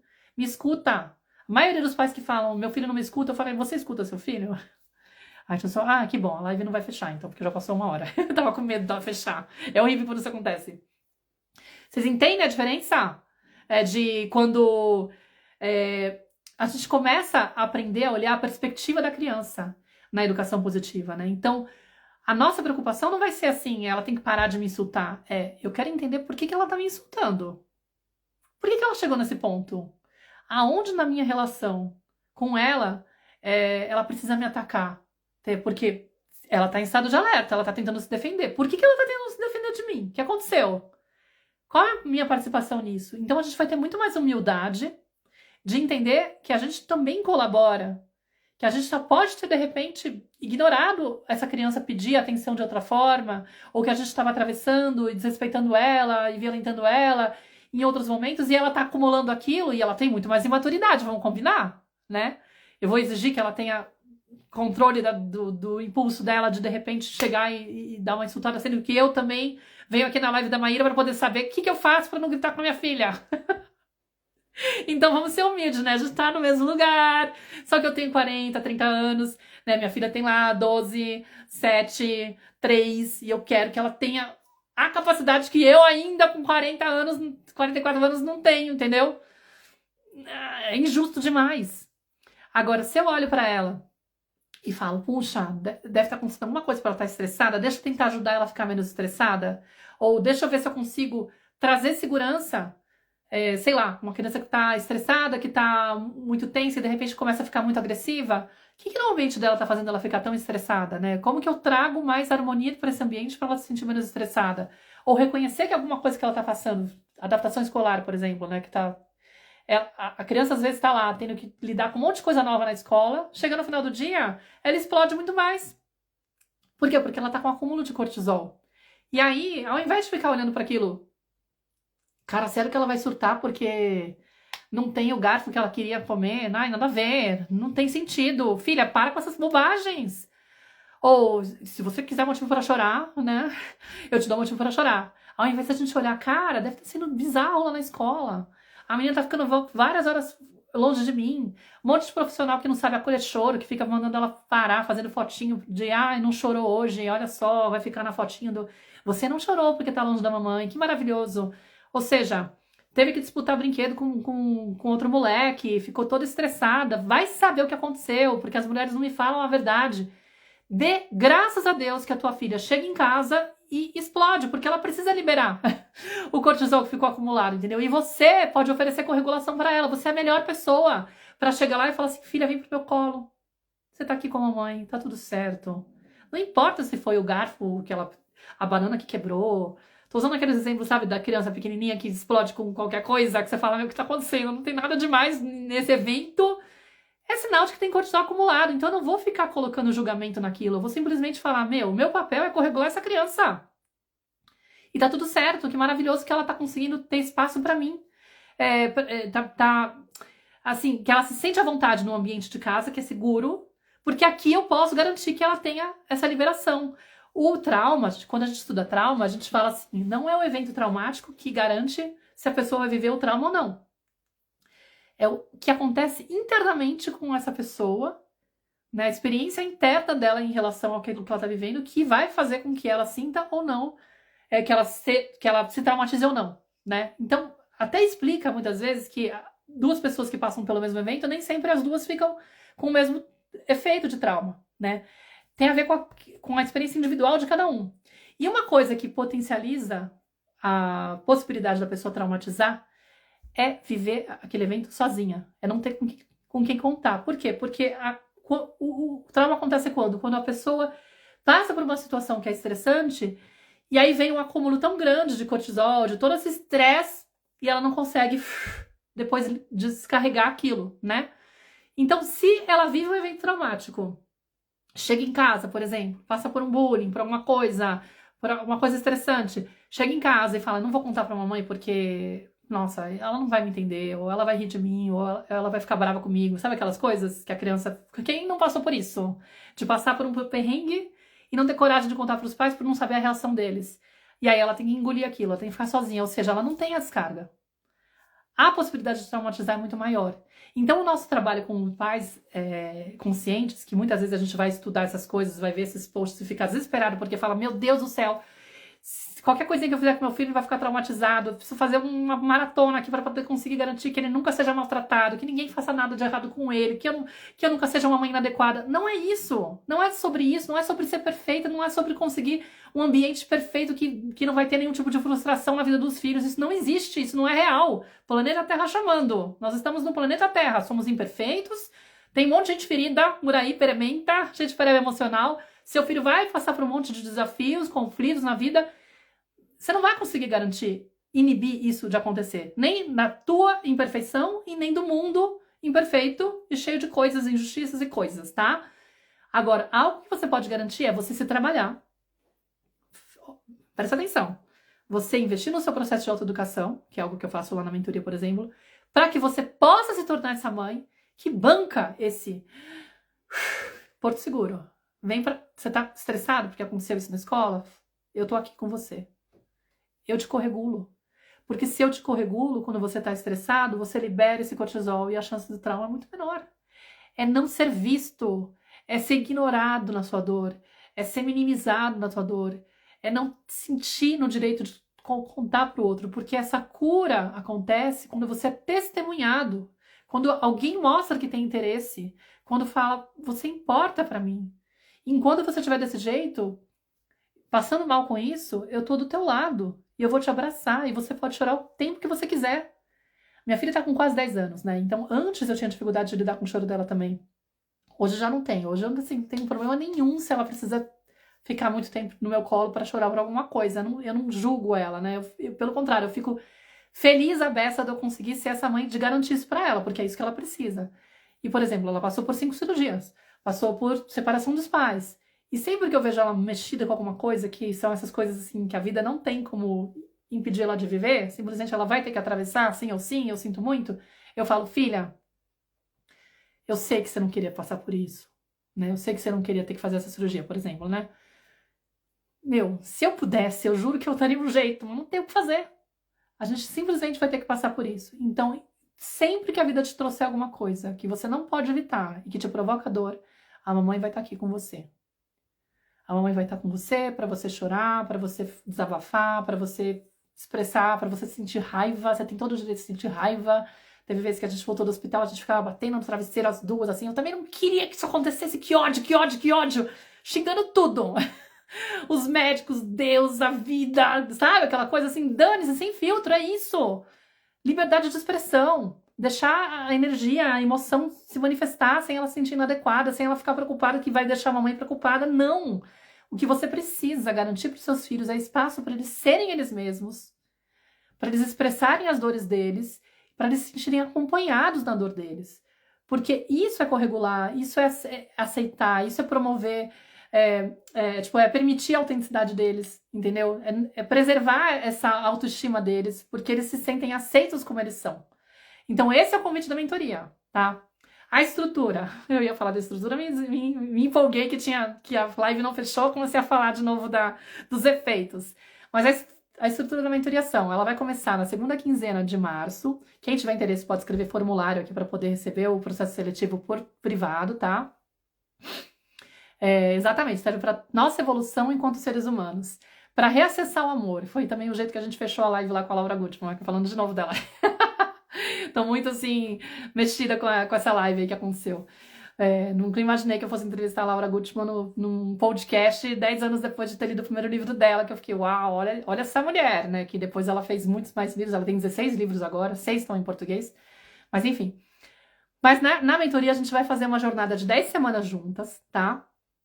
E nessas 10 semanas a gente vai trabalhar temas como a criança interior, a criação consciente, a educação positiva, as necessidades básicas emocionais da criança, a culpa materna, a teoria polivagal, né? A autorregulação, corregulação, que inclusive são temas que eu vou já introduzir para vocês. Quem se inscreve entre hoje e amanhã vai conseguir participar de um encontro extra que vai ter nesse sábado, falando já sobre teoria polivagal, sobre autorregulação, corregulação, sobre autocura. Eu já vou introduzir alguns recursos para que vocês possam treinar o corpo de vocês para encontrar formas de se autorregular, ou seja, de se acalmar em momentos em que vocês se sentirem engatilhados, tá? Vai ser incrível. Teoria polivagal, assim, é um conhecimento que tem que devia estar já nos livros didáticos de todas as escolas. Eu espero mesmo que dentro de pouco isso aconteça. É muito mais importante que muito conteúdo que a gente aprende aí, que é besta, que ninguém vai usar na vida. Mas enfim, vai saber. Mas nessas 10 semanas, né, da estrutura, também vai ter culpa materna, vai ter temas sobre autocuidado. Eu vou falar sobre o perfeccionismo, que é uma característica que muitos de nós traz da educação tradicional. Eu vou falar da codependência também com profundidade, porque é um traço que a gente tem, que é bem importante. Vou falar, e vai ter um módulo sobre a Byron Katie, né, sobre como educar a mente através do trabalho da Byron Katie, para também amenizar o efeito dos gatilhos. A gente tem 10 encontros ao vivo, que quem consegue estar presente vai ter direito a encontrar, a ver a reprise, acesso a todo o material por um ano. Os módulos, eles têm aulas gravadas, né? Tem uma parte que são aulas gravadas e tem uma parte que vai ser desses encontros. Também tem o meu acompanhamento no Telegram, com um grupo reduzido de mães, né? São 2 turmas que eu formo cada semestre. E aí, nessas 10 semanas, nesse grupo do Telegram, vocês podem trocar as experiências de vocês, do que vocês estão vivendo na mentoria, de como está impactando. Tem alguns exercícios que eu proponho que vocês tragam um pouco. Conta lá, compartilha no Telegram como que chegou isso para você, porque aí vai potencializando um pouco do efeito, né? Porque a ideia a gente vai criando um espaço seguro de trocas. Nesse Telegram eu também interajo com vocês, tá? Eu trago devolutiva, tipo, se vocês trazem alguma questão pontual, alguma dúvida, alguma dor aí que vocês querem compartilhar. Então, enquanto vocês estão participando tanto do Telegram quanto nos encontros ao vivo, eu tento formar um grupo bem assim, um espaço seguro para que vocês possam se expressar, falar das dores mais assim. Vou te confessar, ontem eu bati no meu filho, tô me sentindo péssima, que é aquela coisa que eu, tipo assim, eu não sinto amor pelo meu filho, não consigo sentir amor por ele, que é dor de muitas mães. E aí? Eu vou ficar escondendo isso, se eu, assim, porque parece que é vergonhoso de confessar? E como é que eu vou curar essa dor? Como é que eu vou ajudar meu filho? Porque eu sei que tem um caminho pra gente reacessar esse amor, entendeu? Pra reconectar com ele. Então, é muito bonito porque a gente vai aprendendo a se vulnerabilizar, a se expor, e essa coisa de ser vista, né, aquilo que eu falei, se alguém testemunha a minha dor, isso já é em si um jeito de eu curar essa dor, porque a dor é justamente ter que passar por isso sozinha, é sentir que eu não tenho o direito de trazer isso para o outro. Então, a gente vai pôr em prática isso, como que faz uma escuta ativa, por exemplo, de realmente estar lá escutando a dor do outro sem querer consertar, salvar, mas se dispondo a olhar para aquilo falando, nossa, eu te vejo, eu te entendo, eu tô aqui, eu me importo. Porque é isso que as pessoas precisam. Muitas vezes a gente quer ficar salvando os filhos e não é isso que eles não querem conselho, não querem conserto, eles não querem, sabe, sermão ou historinha. Não, eles só querem, posso te falar que tá doendo? Você pode olhar para mim e me abraçar? É só isso que eu quero. Só um abraço. Silêncio. É saber que eu posso contar com teu colo, teu ombro, né? E é lindo quando a gente vai alcançando isso. Então eu vou ensinando isso para vocês lá, tá? Que mais? É um espaço onde vocês vão aprender a reacessar a essência de vocês. Porque muitas de vocês eu sei que estão aí desconectadas da própria essência. Porque ficaram tão preocupados em garantir esse amor dos pais, né? Que abriram mão da autenticidade de vocês. Que se esqueceram do que vocês precisavam. Eu acho que a criança boazinha, ela tem essa dor, assim, a dor mais forte, assim, no final, é essa sensação de que eu nem sei quem eu sou. Porque na hora que eu tenho até espaço para poder fazer o que eu poderia fazer, o que eu gosto? Se lá atrás eu fiquei tão treinada a fingir que estava bem, fazendo o que o outro estava esperando o tempo todo, sabe? Eu já nem sei mais quem eu sou, o que eu gosto, o que é importante para mim. Então eu não sei ir atrás. E aí rola toda essa desconexão. Então vai ser um caminho também para vocês recuperarem isso, tá? Para vocês conseguirem caminhar para isso. Como que eu faço para me reencontrar? E aí, a partir do momento, não só me reencontrar, como me aceitar por inteiro. Porque é isso, a gente vai levando pra sombra muitas coisas, a gente vai aprendendo a rejeitar partes nossas que são lindas e maravilhosas. Vocês vão entender que tudo de vocês é bem-vindo, que as imperfeições são bem-vindas. Vai ter uma coisa de ressignificar a sua relação com os erros. E tudo isso vai ter efeito na relação com os filhos. Porque eu tenho dificuldade de aceitar meu filho como mulher, porque eu não me aceito ainda como eu sou. Eu tenho dificuldade de lidar com o erro do meu filho porque eu me cobro demais. Porque eu sou perfeccionista. Porque eu me sinto mais gracenta quando eu faço coisa errada com ele, ou qualquer outra coisa, com qualquer outra pessoa, ou em qualquer esfera da vida, entendeu? Então, a partir do momento que eu consigo aprender a me olhar com mais autocompaixão, automaticamente eu transfiro esse olhar para os outros. Então, o convite aqui para vocês é, cara, foram quase 800 mulheres que já participaram da mentoria. Eu tenho muita confiança. São mães com filhos de todas as idades. É maravilhosa a experiência de estar com vocês. Eu me emociono sempre, do começo ao fim. Eu já me emociono agora quando eu converso com vocês no WhatsApp, porque tem vezes que eu pego assim uma história e falo assim, cara, essa mulher aqui é perfeita. Se ela embarcar, se comprometer, eu sei o que vai acontecer lá na frente. Ontem eu conversando com a mãe de uma garota de 3 anos, que quando ela foi me descrever como ela educa a menina até agora, que ela é recente na página, ela faz um monte de coisa da educação tradicional. De colocar quadro de selinho, né? Com aquela coisa do carinha feliz quando faz uma coisa boa. Uma menina de 3 anos, né? De tirar privilégio. Se ela faz consegue um monte de carinha feliz, no final da semana ela tem direito a fazer tal coisa. Mas se ela não se comporta, se ela não faz uma tal coisa, ela perde o direito de ir pro parquinho, por exemplo. Aí eu fui explicando pra ela de um jeito bem amoroso. Eu falei, eu entendo, você não tem repertório, você foi tratada assim, você foi orientada, né? As pessoas estão nesse lugar. A maioria acredita que essa é a melhor forma. Mas uma criança de 3 anos, cara, não tem nem como esperar que ela obedeça. Porque a parte do controle inibitório dela não tem ainda conexão no cérebro dela que garanta isso, entendeu? Ela receber um comando e fazer aquilo. Não faz sentido. E aí eu falei assim, você tá esperando dela uma maturidade, uma postura que para 3 anos uma criança não pode entregar. Eu sei que te exigiram isso e pode ser que eles tenham conseguido te domesticar, né? Te treinar para conseguir atender a isso. Mas é porque você estava indo pro congelamento, você estava morrendo de medo, né? E o registro que você tinha é, ou eu faço isso, ou eu tenho uma ameaça aqui do afeto, ou eu vou ser castigada. E a gente não quer que os nossos filhos façam aquilo que a gente quer por medo, né? Por estarem congelados. A gente quer garantir conexão para ter essa colaboração de um jeito mais fluido. Então, sim, é importante eu aprender sobre o desenvolvimento infantil no primeiro lugar. E sim, é importante eu olhar para a dor da minha criança para entender o quanto que eu tô esperando coisas que eu não aceito o comportamento dela porque ela tá fazendo algo que eu não tinha direito a fazer, né? Importante ter isso também. Ou seja, curar a dor dessa mãe, né? Falei assim, vem porque a gente vai primeiro curar as dores da tua criança interior, te trazer um monte de conhecimento para que você entenda que o que você está esperando não faz sentido, então você já vai olhar para tua filha com outra expectativa, vai ter um outro ajuste de expectativa, né? Depois você vai trabalhar as crenças através do trabalho da Byron Katie, então um monte de julgamentos que você faz com a sua filha você não vai ter mais, vai tirar todo o efeito deles, sabe? Não tem sentido. Vai aprender sobre teoria polivagal. Portanto, aí uma das coisas que ela se incomodava é que a menina gritava e batia nela quando ficava contrariada, alguma coisa do tipo. Claro, porque ela tá em estado de alerta. O corpinho dela tá sendo atravessado por um estresse tão grande que ela tá tentando se defender, tá em estado de luta e fuga. Ela não tá escolhendo agir assim. Ela está se afogando numa piscina.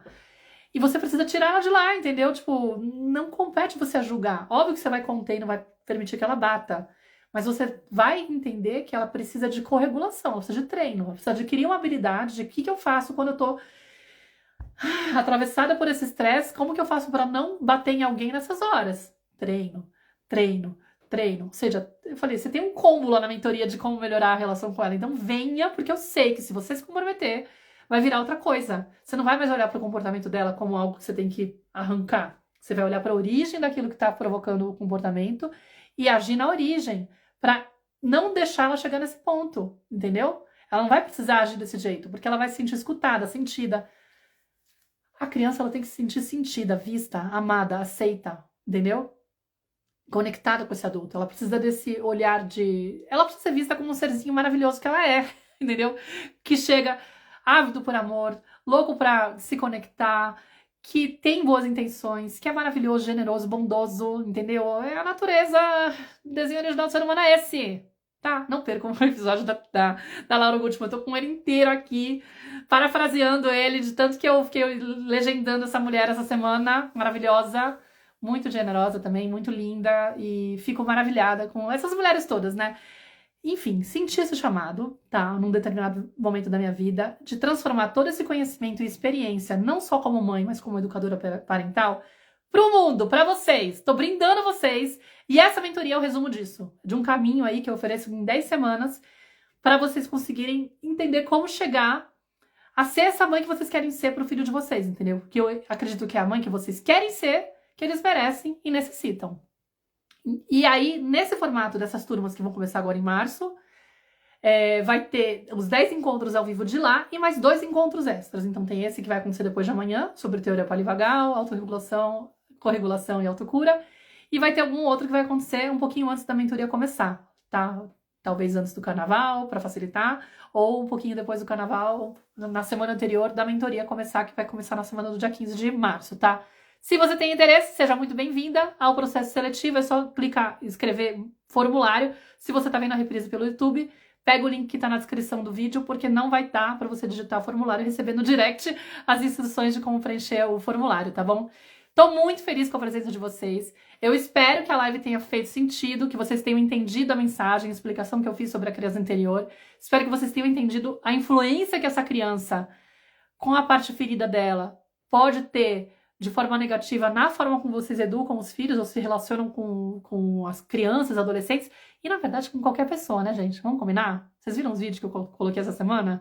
Tipo, no fundo se eu não tenho essa criança trabalhada nas feridas, eu vou ser reativo com uma galera, eu vou bloquear em tais situações, é sempre a criança que tá lá comandando.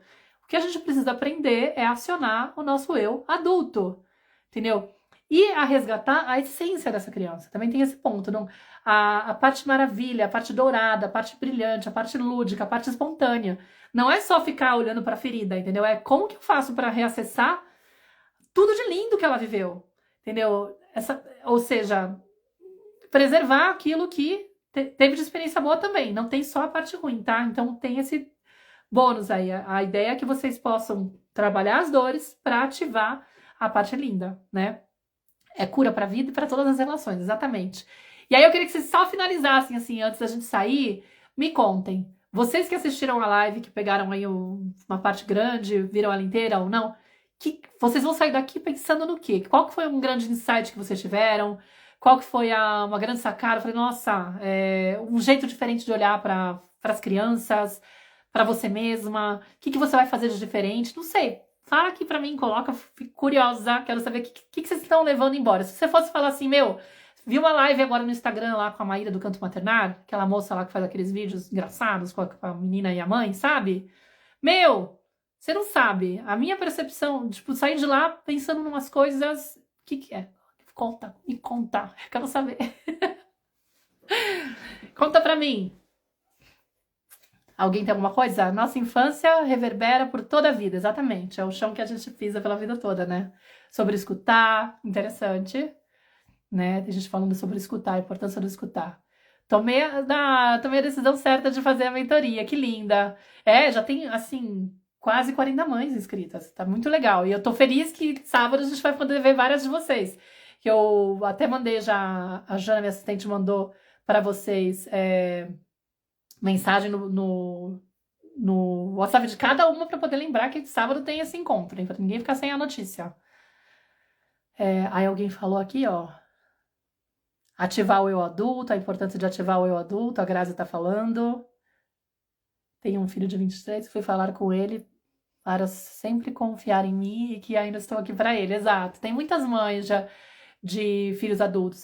No último grupo tinha uma que tinha filho de 32 e 30. Nossa, as histórias dela eram as mais incríveis, de como ela estava reconstruindo, assim, um caminho de criar esse espaço. Ela chegou a descrever uma situação em que o filho tinha brigado com a irmã e ela sempre tinha a mania de ficar se intrometendo e pedindo para ele entender a irmã. Olha só, você tem que relevar, sua irmã é assim mesmo, não fica magoada com ela, e ele ficava irritado. E aí, por conta da mentoria, né, ela foi percebendo o quanto que aquilo silenciava ele, impedia ele de se expressar com liberdade, de se sentir à vontade com ela, de se sentir aceito como ele era. Cara, me deixa sentir o que eu tô sentindo, né? Básico. E aí ele brigou com a irmã e ela foi tentar falar com ele e ele já ficou todo assim, o que foi, mãe? O que você quer comigo? Né? Já ficou todo reativo. Aí ela virou e falou assim, eu vi que você brigou com a sua irmã, que você tá magoado, eu entendo você, viu? Se você quiser desabafar comigo, tá tudo certo, eu tô aqui com você, eu não vou falar nada, não vou falar pra você fazer as pazes com ela, nem nada do tipo. E aí ele começou a chorar. E se permitiu ser abraçado e tudo mais. Ela falou, Maíra, eu não vi ele chorar há anos. Eu nunca imaginei que ele fosse se abrir comigo, sabe? Como é importante, não importa a idade, entendeu? Tipo, de repente, de você ter essa postura de, cara, tá tudo certo, chegou agora. Deixa eu tentar reconstruir isso, assim. Maravilhoso, só um causozinho curto para vocês ficarem com mais conseguir ratificar muita coisa. E também vou observar muito o motivo da agressividade da minha filha, que a minha filha tem. Isso, tem que investigar a origem, sem ficar julgando ela, entendeu? Tipo, alguma coisa tá deixando ela em estado de alerta, entendeu? Ela tá estressada, pensa assim, ela precisa de ajuda e não de julgamento, entendeu? Nossos filhos precisam de um olhar assim de, cara, algo tá acontecendo. Porque a natureza não é essa, entendeu? Então é esse sinal de que ela saiu da sensação de segurança, foi para a sensação de insegurança. O que está promovendo insegurança? Pode ser tantas coisas. Pensando que eu preciso melhorar, Lígia. Rever o que eu estou transferindo para o meu filho, o que é meu, minha ferida mal fechada, exato, maravilhoso. Os horários das aulas ao vivo. Tem 2 grupos, tá? Tem um que é de quarta-feira, das 9 ao meio-dia, e outro que é de quinta-feira, das 2 às 5 da tarde, do horário de Brasil. Ui. Tá certo, né? 2 às 5. E quem não consegue assistir, porque assim, é o horário que eu consigo fazer porque eu tô na Espanha, né? Então pra mim já é a tarde e a noite, esses horários, né? Mas quem não consegue acompanhar, que é a realidade de muitas mães, às vezes tem só um trecho que consegue, às vezes não consegue nada, aí a reprise fica disponível por 1 ano, tá? E o acompanhamento pelo Telegram, se a pessoa falar, mas eu queria poder falar no ao vivo, tem garantia pelo Telegram. Você vai ter acesso a mim, eu que respondo o Telegram também. Então não é que você fica... E na estrutura do ao vivo, você tem uma parte que é um resumo do módulo, né, do tema do módulo, que são as aulas que foram entregues daquele módulo, o módulo anterior. E aí, depois tem alguma dinâmica, aí abre para partilhas, às vezes tem uma visualização no final, alguma técnica de algum recurso de autorregulação que eu vou ensinar, alguma respiração, uma coisa assim do tipo. Mas aí esses conteúdos também vão ficar todos na plataforma depois. Se tem uma visualização, por exemplo, vai ter depois uma aula separada só da visualização, tá? Cada dia aprender que eu é que tenho que fazer as terapias e cuidar de mim, dos meus traumas, e saber que eu mesmo, saber eu mesmo me corregular, isso é o mais importante. Perfeito. Tem a voz também, exatamente. Tem algumas mães que entram que são a voz. Vai ficar gravada essa live, vai ficar gravada. Sua fala me trouxe muita luz, você é uma bênção. Que bom, Fabi.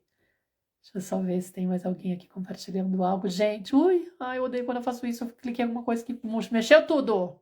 Morro de medo de fechar sem querer. O teclado saiu. Como é que sai? Sai, teclado. E tapou aqui. Deixa eu só ver. Acho que todo mundo já falou. Não, tem mais gente. Peraí. Meu filho pensava em suicídio. Depois eu vi que a pressão maior na vida dele era eu, por ser perfeccionista demais. A escola, que era muito perfeita e exigente. E vi que era isso. Ele só precisava de colo. Graças a Deus você chegou nesse lugar. Gente, ontem estava num grupo de uma mãe compartilhando, de uma pessoa da formação lá, compartilhando a orientação da psicóloga de um adolescente que tentou suicídio, de um adolescente, falando que tinha mais a que pressionar mesmo, que o que a criança queria era poder não ficar indo para a escola, uma visão tradicional assim. Gente do céu, ainda bem que essa mãe pediu socorro para essa pessoa, porque aí essa pessoa orientou falando, não, busca outro psicólogo, pelo amor de Deus, porque não é chamada de atenção, não é nada disso. A pessoa precisa de colo, precisa de amor. Entendeu? É um pedido de socorro e é muitas vezes isso, muita exigência, pressão. Que bom que você chegou nesse lugar para conseguir encontrar. Aí a Lilian é maravilhosa. Eu fiz a mentoria, mesmo com as filhas adultas. Acho que as relações podem e devem sempre ser cuidadas e melhoradas. A mentoria trabalhou muito eu mesma e, por consequência, meus relacionamentos.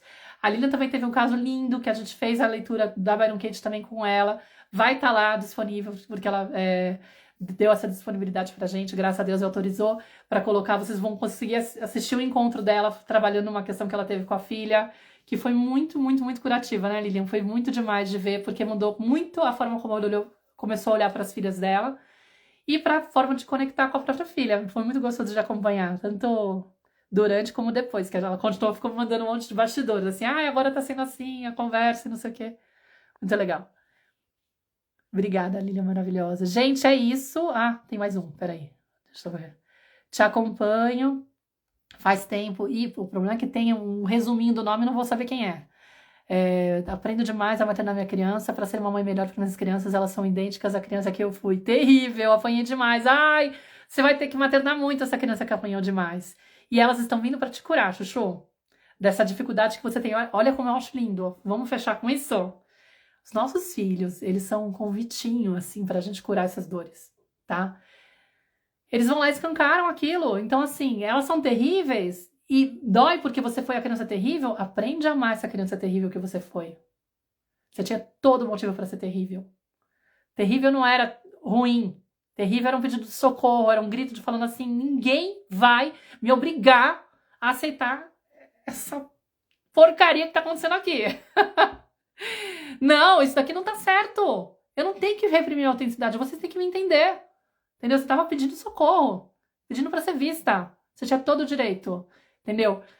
Claro que você acabava encontrando meios inadequados muitas vezes, desafiadores, sim, mas é que se os adultos tivessem essa capacidade de interpretar o que tá por trás, eles iriam atrás da fonte daquilo que estava te fazendo agir daquela forma. E você automaticamente não teria mais motivo para agir assim, entendeu? Agora, se eles te rotulam, se eles te ameaçam, se eles brigam com você, se eles castigam você, só te deixam mais desesperada. E se você tem essa coisa de eu não vou abrir mão de quem eu sou, pronto, você vai ficar cada vez mais difícil. Então, assim, cara, eles estão alimentando, entendeu? Eles que estavam te dando um monte de fermento para você piorar o seu comportamento, entendeu? Você vai ter que aprender a amar essa mulher. Se quiser vir pra mentoria, a gente faz isso lá. Deixa eu só ver se tem mais alguém. Gente, obrigada. Eu acho que agora foi. É que tem tanta gente clicando no formulário e entrando e saindo, não sei o que, não sei o que, não sei o que lá. Ah, a Amanda falou. Apanhei tanto quando era criança, nunca bati no meu filho, mas eu tenho uma dificuldade imensa com o toque. Uma luta diária, claro. Porque, né, imagina, o toque é uma ameaça para você, né? Imagina, a agressão constante, física. Essa é uma coisa, isso é uma evidência de trauma, né? Isso é uma coisa que você pode trabalhar com terapia de trauma e tudo mais. São conhecimentos também que eu tô tendo nas formações que eu faço e que tem horas que eu consigo, inclusive, trazer algo específico para isso, tá? Mas muitas vezes, trabalhando dores da criança, trabalhando esses traumas, você vai conseguindo amenizar isso. Porque não é o natural, né? A gente não conseguir ser tocada. Você consegue pensar num bebezinho fazendo assim? Não quero que você me pegue no colo. Não existe. Entendeu? O desenho original do ser humano, ele aceita o toque. Ele quer o toque. O toque é primordial. Se você tem essa dificuldade, é porque o toque virou uma ameaça. Entendeu? Tem uma ferida aí. Gente, obrigada. Eu vou encerrar, senão a reprise fica longa e ninguém quer ver a reprise. Aí perde a chance de ver esse conteúdo maravilhoso, tá? Mas muito, muito, muito obrigada. Fiquei muito feliz de estar aqui com vocês. Eu adoro fazer live. É uma delícia trazer esses conteúdos. E é isso. Quem quiser aproveitar essa jornada da mentoria, eu vou estar lá de braços abertos com vocês. Quem entrar entre hoje e amanhã, vou tentar atender todas vocês que estão agora escrevendo formulário, para ver se eu consigo agilizar e estar disponível para vocês, para garantir que vocês possam participar desse encontro já no sábado, tá bom? E é isso. Muito obrigada, Rô Terapias. Obrigada pelo carinho de vocês, pela participação, pela entrega, por tudo, pela disponibilidade de estar aqui. Porque eu realmente acredito, quanto mais gente comprometida a olhar para as próprias dores, né? Tipo, a gente vai ter menos adultos feridos. Não acredito 100% de cura, tá? Mas assim, adultos menos feridos, vamos dizer assim, né? Circulando pelo ambiente da Terra. Portanto, a gente vai ter mais crianças sendo vistas e amadas e aceitas como elas são, né? Nossa, aí a gente pode aí criar uma geração de crianças que vão pro mundo sendo respeitadas, amadas, aceitas e bem vistas, bem tratadas. E aí, a facilidade com que elas entregam o amor vai ser muito maior. Ninguém vai ter que ficar assistindo live às 9 da manhã numa quinta-feira para poder entender o que eu faço para parar de gritar com meu filho. Não, simplesmente eu recebi isso, minha mãe conseguiu chegar nesse lugar. Tudo bem que ela não era perfeita, mas ela sabia ser porto seguro, ela me ajudava a liberar o cortisol, eu tenho resiliência, e para mim olhar para crianças com bons olhos, eu tiro de letra, nem sei o que é isso, de olhar para ela distorcendo a visão, entendeu? Vamos chegar nesse lugar? Me acompanha? Eu te ajudo. E aí a gente vai inspirando outras pessoas, tá bom? Obrigada, a gente se vê. Tchau.